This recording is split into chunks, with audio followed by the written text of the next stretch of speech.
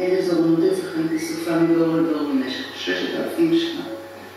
דבריי אלה אליכם הם תיקון לעוול שנעשה לי על ידי אלוהים ועושה דברו.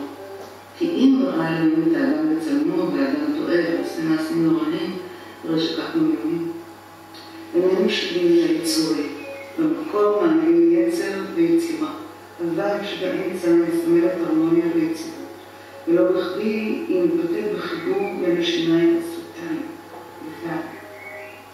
שבמקום כאן הוא בא במימון, שמשמעותו בא מנוחה, ונמענו לאלה שחייהם כדור הארץ וטובי חמלה ומוראי. נולדתי כתוצאה מזיווג בנוראי, ולא כפי שסופר לכם על ידי אלוהים בפסולת וזבל.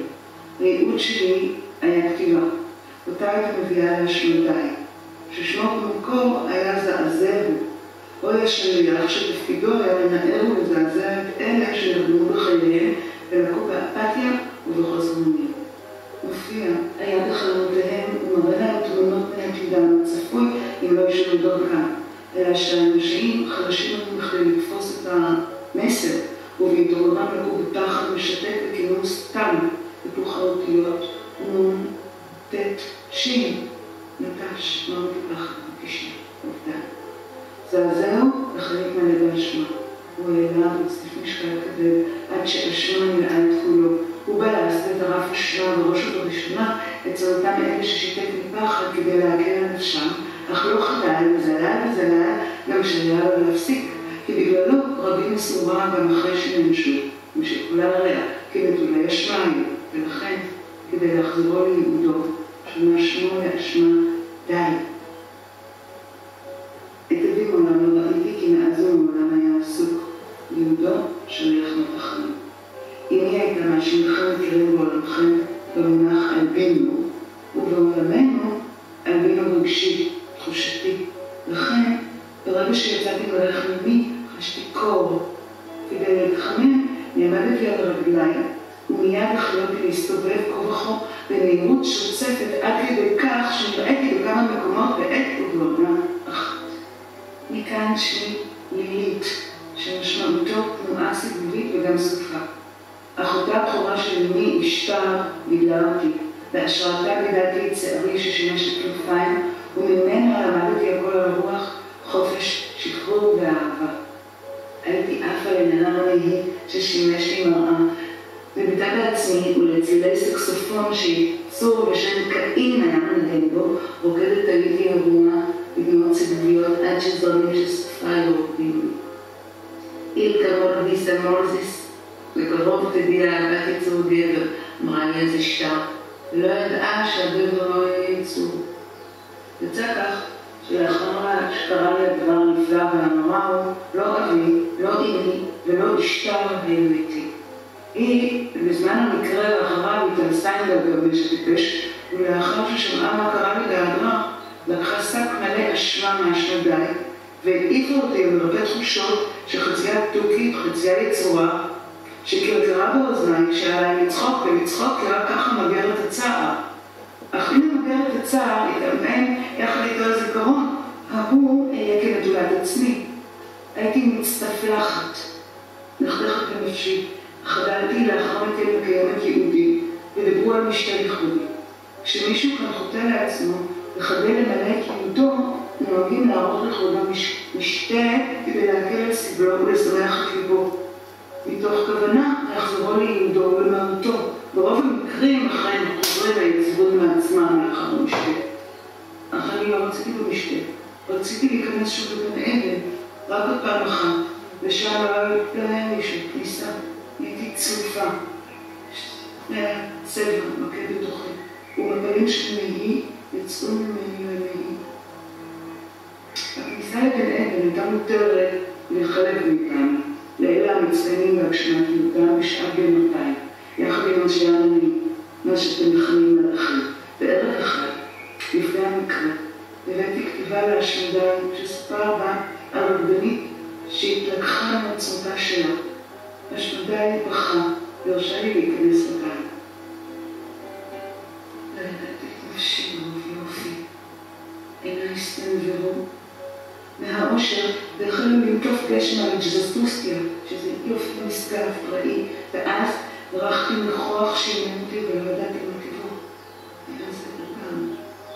מסתבר שהרחקתי לעוף כי הייתי לבד, עפתי אליו ונחתי לידו, והוא ישן ונשן, ערכתי אותו. לא ראיתי מי היצור כזה, ולכן הבנתי מיד שהוא מין אחר שנוכחותו בעולם, שלא כמונו היא עובדה לא מעוררת, ומכאן כוחו, אך עלייה וקוצבה.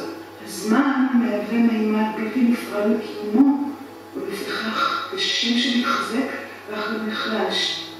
כבן תמותה הוא, בחנתי את גופו הארוך והחזק, רגליו השריריות שבחברה, צורה אחרת של רגל קטנה ללא כף, כמו מלפפון עם שתי פיג'ויות לצדדיו, אך בצבע גופו חום בהן.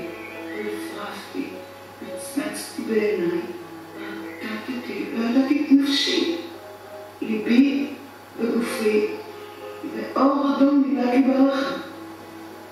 נשבתי לזרועותיו ולידיו וצווארו, פניו, פיו, לעולם לא ידעתי לפני כן משתיקה עיניים, גופו התעורר בחיים, פיו נפתח, משכתי קבלות את שפתיו לשנות בפי וגם את ישותי.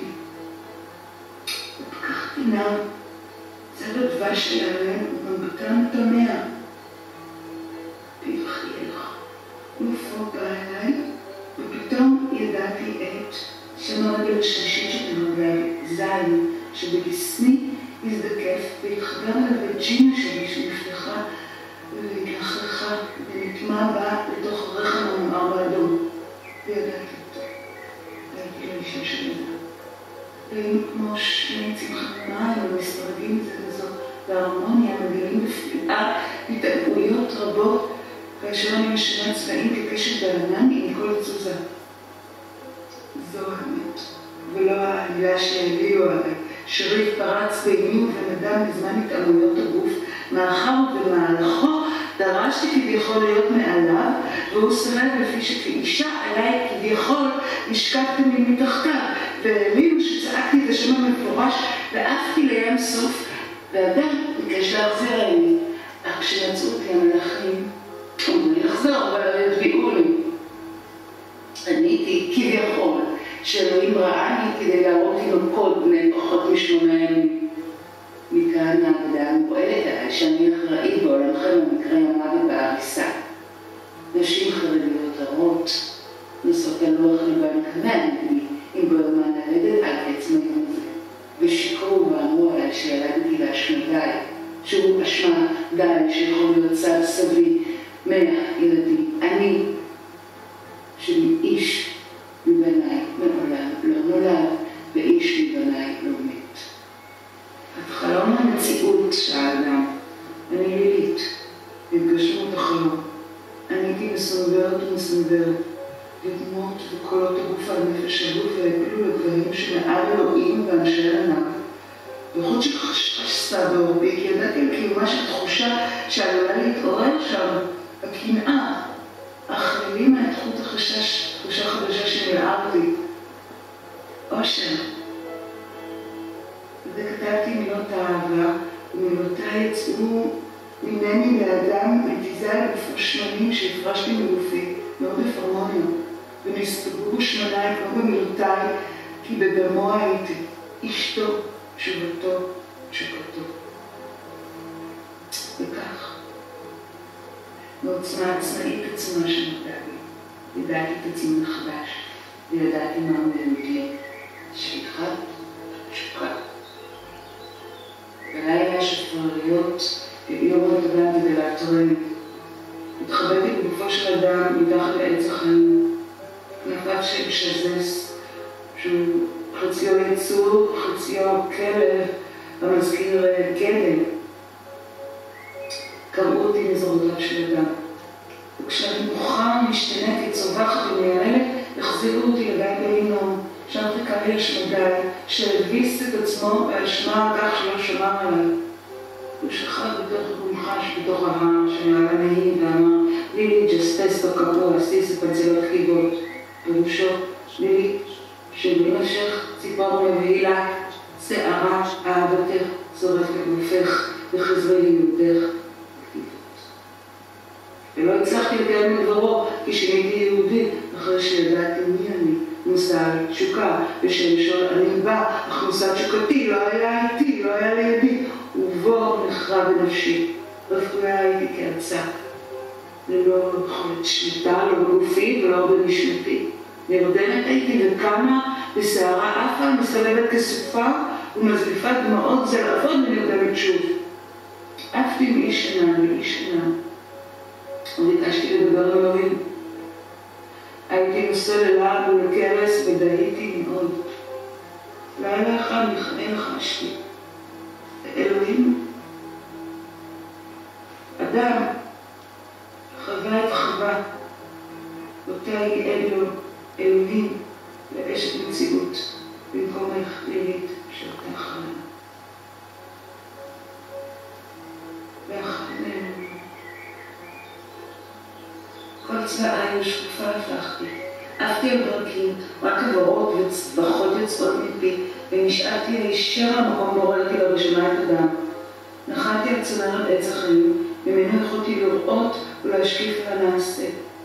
והנה, אדם וחווה יושבים זו מול זה, מתחת לאותו עץ בו עשו התעלמיות אהבה אדם ולילית. ואז קמה לאט, כתפה פרי מהעץ הסמוך והגישת לו. הוא נעץ שיניו בפרי, ואז לקחה היא את הפרי ולעשה. אדם נראה מאושר באדם, והמשכה חקלבית. ריח שרפה עליו ונחרד, ושל העשן שיצא מגופי, הוא חיפש את מקור הריח, אך פתאום שפת חושך מבועלת, מאש, הפתיעה והזעיקה בברקים וברעמים. חשבתי, הנה אלוהים מעניש אותי, הסופה אדירה ממני, כי הייתי במקום שלא היה לה להיות מותי, הנה בא, והשמדה, נשף לו אותי אשמה, לחזור, ואז חשבתי בגללי, ימותו גם אדם וחווה. והיבטתי פה, באדם הבאה האחרונה, הנה אני רואה אותם רוצים ופועלים, מסתירים גופה מעצמם, ולפתע נעקרתי ממקומי, כי חטפתי זעם, ותקפני זעם, זלעפות האדם, ששכחני, ושנאת קנאה תקפני לחווה, וצריכותיי גברו על השעון שבשמיים, וזעמי, מהול באשמתי, קיבל את ראשו של אדם לאדם ולחווה.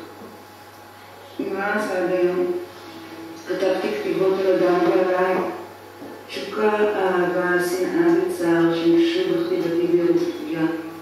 הנה אתה, שידעת לשמעני ומצאני את התשוקה שהפכה לאהבה ושנאה וצער, והנה אני שפתך מתעוררת. ואם לא ארז מתחדיך אוכל לחזור לחייך, כי אתה אדם. ותאמר לי, מה יפית? מה נאה?